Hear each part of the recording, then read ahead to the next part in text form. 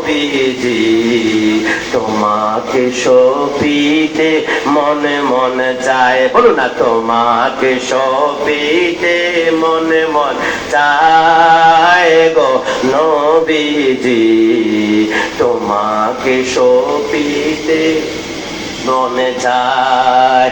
না নিলে তুমি মরে রাখব না জীবন ধরে, তুমি বিনে কি লাভে বাঁচার, ডান হাত তুলে বলো ঠিক না।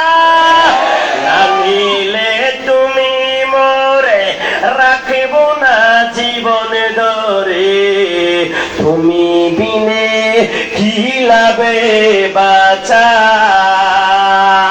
মন জগিয়ে চললাম না, খুশি করতে পারলাম না, কেমনে তোমার মন পাওয়া যায় গো নবীজি তোমাকে সপিতে মনে মনে চায়। দেখি একটা জামানা বন্ধ না রাখবেন আমার সাথে একসাথে, তোমাকে সপিতে মনে মনে চায় গো নবীজি তোমারই গান শুধুই গুনগুনে গায়।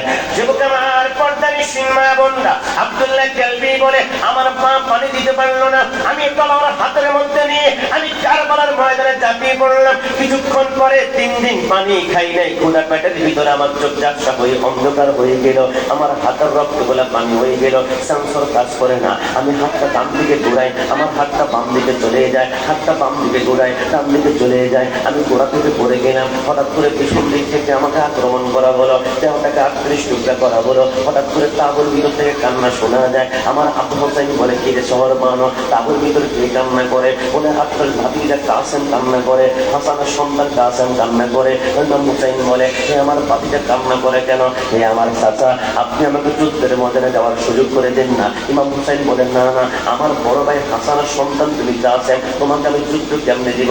আমার ভাতিজা বুঝি আমার সামনে মৃত্যুবরণ করবে, রক্তাক্ত হবে, আমি সহ্য করতে পারবো না। না না তোমার সাথে সম্ভব নয়। এরে শোনো কাসেম, তোমার বড় ভাইয়ের সাথে আমার বড় ভাইয়ের সাথে ওয়াদা হয়েছিল যাতে করে তোমার সাথে আমার কন্যা সফিনার বিবাহ সম্পন্ন করা হয়, তোমরা মদিনায় চলে যাও, তোমাদেরকে মদিনায় দিয়ে দিব। কাসেম বলে আমার বাবা যেমন এটা বলেছিল, তবে আরেকটা কথা কিন্তু আমাকেও বলেছিল। বলে কি বলেছিল? আমার বাবা আমাকে একটা তাবিজ গলার ভিতরে ধরিয়ে তাবিজের ভিতরে একটা ছিটি দিয়েছিল।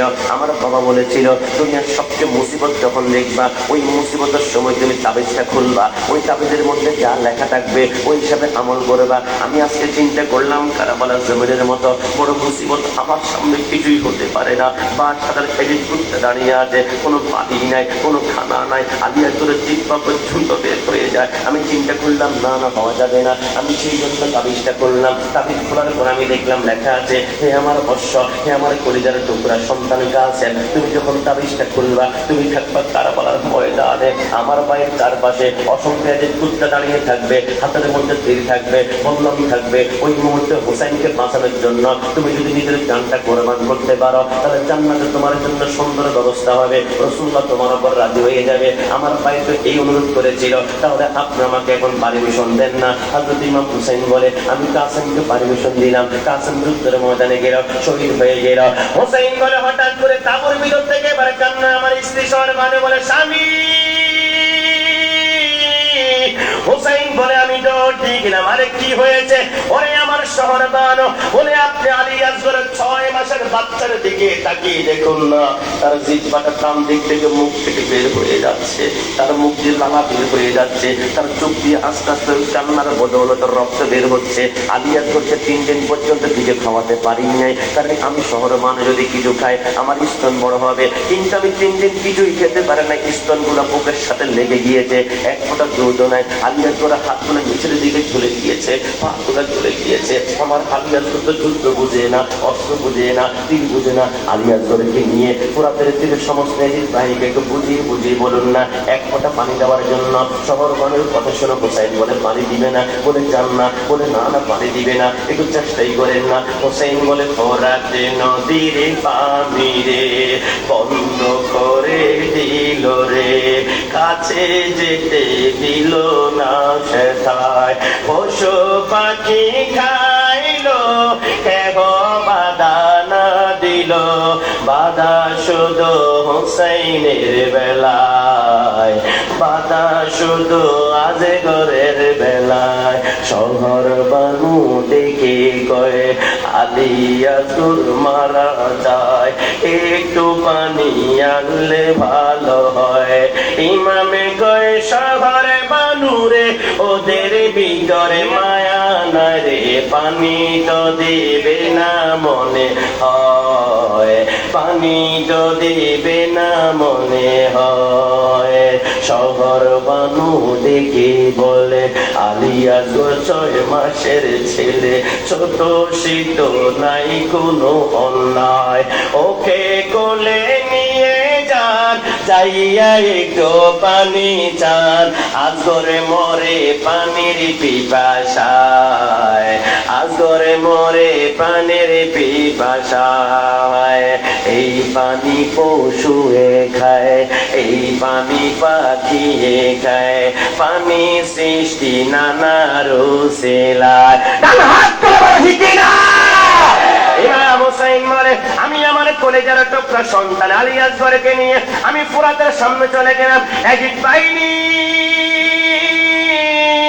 আল্লাহর কসম করে বলি আমি ফোরাতের মধ্যে আমার ডান হাত আমি রাখবো না, এক ফোঁটা পানি যদি আমি হোসাইনের মুখের ভিতরে আমি ঢুকাই আমাকে তীর মারবা, আমি একটা বার উফ করবো না, আমি কোনো বিচারে দিব না। তবে এজিদ বাহিনী আমার সোনার টুকরা, আমার কলেজার টুকরা আলী আসগরের দিকে তাকাও না।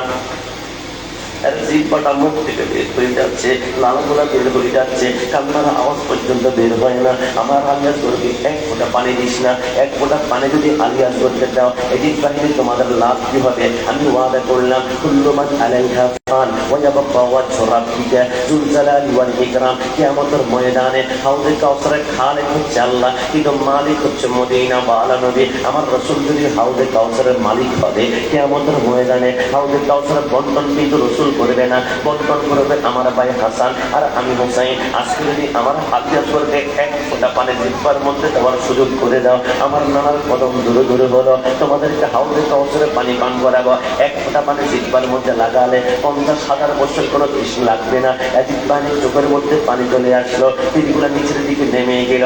ইমাম হোসাইন চিন্তা করলো তীর যেহেতু নেমে গিয়েছে, এজিদ বাহিনীর চোখের মধ্যে যদি পানি চলে আসছে তাহলে বোঝা গেল এরা পানি দিবে। ইমাম হোসাইন এবার কাবুল এবারে ফোরাতের ভিতরে ডান হাত ঢুকিয়ে তিনি এক কোষ পানি হাতের মধ্যে নিয়ে ওই পানিটা আস্তে আস্তে করে যখন উঠাতে লাগলো, চিন্তা করতে লাগলো এজিদ বাহিনী আবার তীর মারে কিনা, আমি তো ভয় পাচ্ছিলাম। কিন্তু পানি উঠাতে উঠাতে আলী আসগরের কলিজা বরাবর যখন উঠিয়েছে এখনো মুখের মধ্যে নিতে পারলো না। জাহান্নামের এক কুত্তা নাম ছিল খারমালা ইবনে কাহেল, হযরত আলী আসগরের গলা বরাবর এত দূরে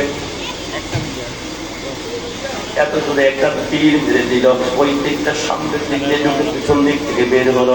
আলী আসগরের নরম দাহন দেহের ভিতরে আরেকটা তীর মারলো, ওই দিকটা কলিজা বরাবর মারলো। ওই দিকটা কলিজার পিছন দিক থেকে যখন দিকটা বের হলো, হোসেন বলে তীরটা টান দিয়ে যখন বের করলাম, তীরের আঘার মধ্যে আমার আলী আসগরের কলিজার 3 টুকরা পড়ে আছে। আমি কান্না করলাম, আমি দেখলাম আলী আসগরের পিঠের নিচ থেকে রক্তের ফোঁটা বের হচ্ছে, হাত দুটো নিচের দিকে ঠান্ডা হয়ে ঝুলে গিয়েছে, পা ঝুলে গিয়েছে, মাথা আস্তে করে পিছনের দিকে ঝুলে গিয়েছে। হোসাইন এবার তার শহর মানুষ সামনে নিয়ে সন্তানকে নিয়ে বলা গেল তোমার সন্তান পানি বুঝে পান করিয়েছ, আলী আসগর কোনো কান্না করো না কেন? বলে এমন পানি পান করিয়েছে জিন্দিগি তার কোনোদিন পান করিবে না, এটা হাউজে কাউসারের পানি।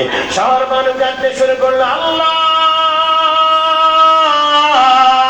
আল্লাহ তুমি মনে করেছ এক আলী আসগর নেওয়ার পরে বাতিলের কাছে মাথা নত করবো?